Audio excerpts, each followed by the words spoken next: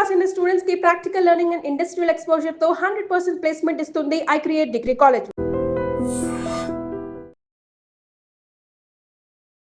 Welcome to I dream. నేను ఉదయశ్రీ. మలబద్ధకంతో బాధపడుతున్న వాళ్ళకి ఒక మంచి చిట్కా తెలియజేయబోతూ ఉన్నారు మనతో ఉన్న ఆయుర్వేదిక్ వైద్య నిపుణులు అండ్ వంటింటి వైద్యానికి కేర్ ఆఫ్ అడ్రస్ అయిన డాక్టర్ చిట్టిబుట్ల మధుసూదన్ శర్మ గారు. మాట్లాడదాం. నమస్తే సార్. నమస్తే.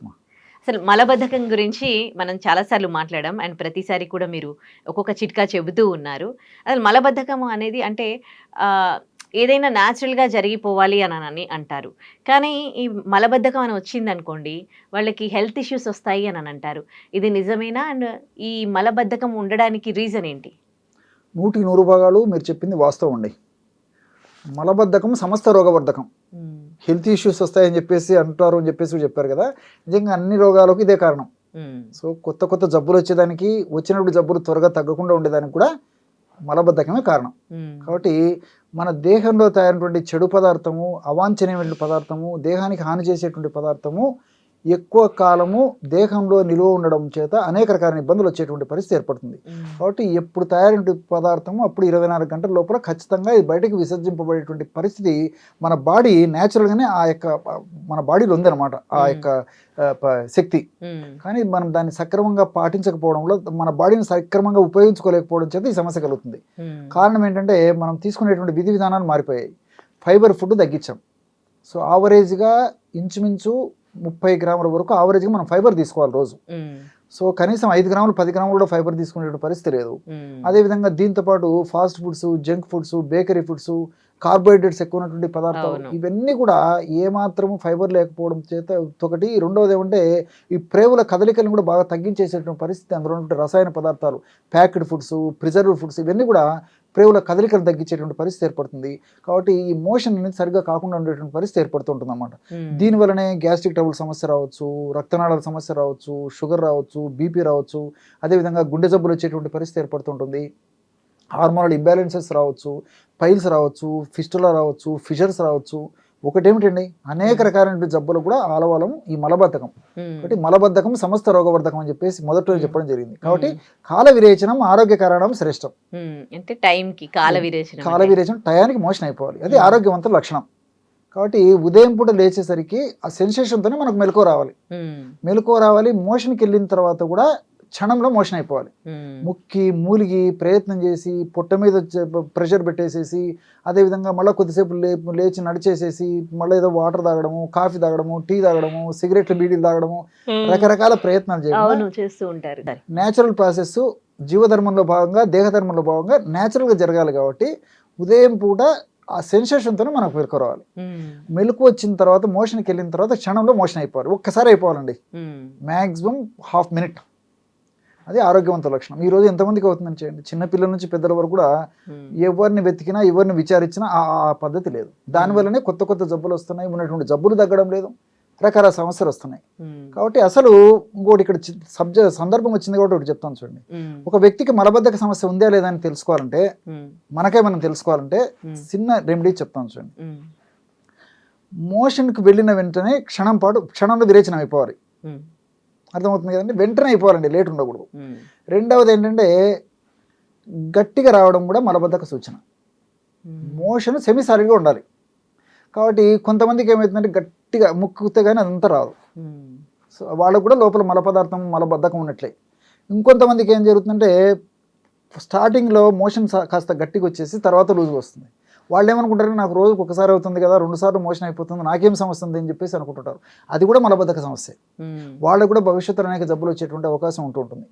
సో అదే రెండవది ఏంటంటే మోషన్ కూర్చున్న తర్వాత కూడా మోషన్లో స్మెల్ ఉండకూడదు. స్మెల్ ఉన్నా కానీ లోపల పేరుకుపోయి ఇది లోపల చెడిపోయే పరిస్థితి ఉండడం చేతనే ఈ విధంగా కలుగుతుందని చెప్పేసి మనకు అర్థం చేసుకోవచ్చు అనమాట. మరొకటి ముఖ్యమైనది ఏంటంటే మోషన్కి వెళ్ళినప్పుడు ఫస్ట్ మలం విసర్జింపబడిన తర్వాత యూరిన్ రావాలి, లేకపోతే మలం విసర్జన జరిగేటప్పుడు యూరిన్ రావాలి. అలా కాకుండా మొదట యూరిన్ వచ్చేసి తర్వాత మోషన్ వచ్చిందంటే మలబద్ధక సమస్య ఉన్నట్లు. చాలా మందికి తెలియదండి ఇవన్నీ.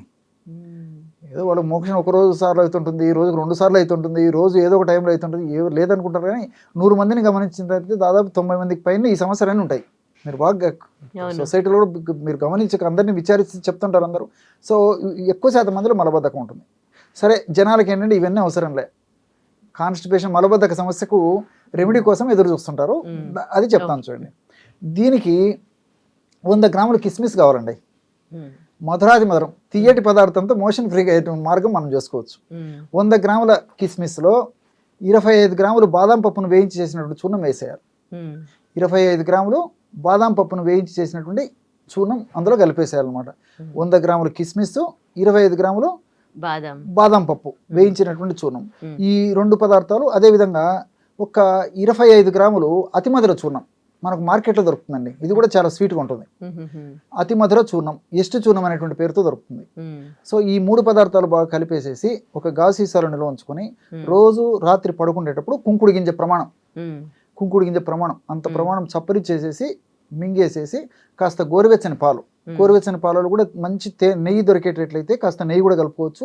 నెయ్యి వాడకున్నటువంటి వాళ్ళు ఎవరైనా ఉన్నట్లయితే అదేవిధంగా పాలైన అలాగే తాగేసేయచ్చు, చప్పరించి మింగేసేసి. ఈ విధంగా రెగ్యులర్గా చేయడం వల్ల నేను ఇంతకుముందు చెప్పినట్లు ఉదయం పూట పేగుల కదలికలు మొదలై మోషన్ అయిపోతుంది. మెలకు వచ్చేస్తుంది, ఇంకా మోషన్కి వెళ్ళిపోతే ఈజీగా మోషన్ అయిపోతుంది.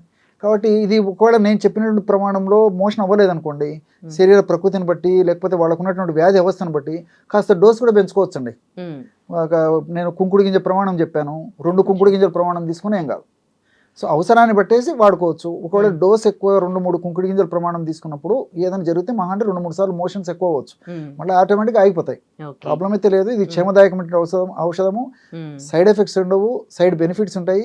కానీ ఇక్కడ గమనించాల్సింది ఏంటంటే షుగర్ వ్యాధిగ్రస్తులు కానీ, వెయిట్ ఉన్నటువంటి వాళ్ళు కానీ, రక్తనాళాల్లో సమస్య ఉన్నటువంటి వాళ్ళు కానీ ఈ యొక్క ఫార్ములా ఏదో 2 రోజులు 3 రోజులు 4 రోజులు వాడుకోవచ్చు, కానీ ఎక్కువ రోజులు వాడుకోవడం మంచిది కాదు.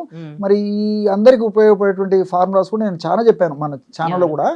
సో అది చూసేస్తే సరిపోతుందండి, వాటిని ఫాలో కావచ్చు.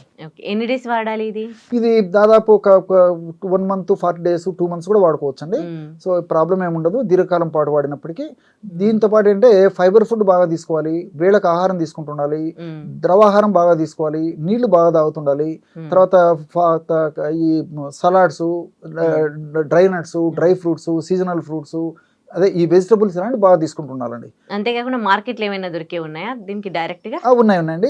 మార్కెట్లో దొరికే ఔషధాన్ని గురించి మనం ఆలోచన చేసినట్లయితే ఇప్పుడు అవిపత్తికర చూర్ణం అని దొరుకుతుంది.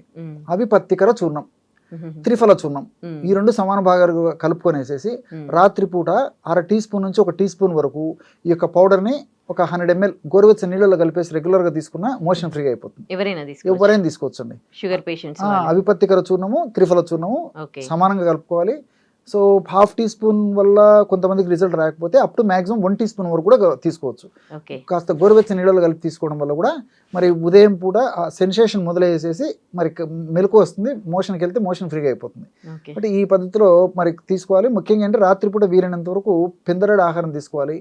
తీసుకునేటువంటి ఆహారానికి వాళ్ళు నిద్రించేదానికి కనీసం ఒక 2 గంటలు వ్యవధి ఉండడం వల్ల రిజల్ట్ కూడా చాలా ఫాస్ట్గా ఉంటాయి. రైట్, మంచి చిట్కా చెప్పారు. Thank you sir. నమస్తే. And for more videos, please subscribe to iDream channel. Subscribe to iDream Media. Please subscribe to iDream. Please subscribe to iDream. Please subscribe iDream. And please subscribe to iDream. For more videos, subscribe to iDream. please like, share and subscribe to the channel. Congratulations, iDream. Subscribe to iDream. Subscribe to iDream. So subscribe to iDream Media. iDream ki iDream team andarki huge congratulations. Please subscribe iDream Media. Please subscribe to iDream. Subscribe iDream. Please subscribe to iDream. iDream అంటే నా కళల ఛానల్ను subscribe చేసుకున్న నోరు తిరుగుతలేదు, మీరైతే గంట గుర్తు కొట్టండి. For more such videos, please subscribe to iDream.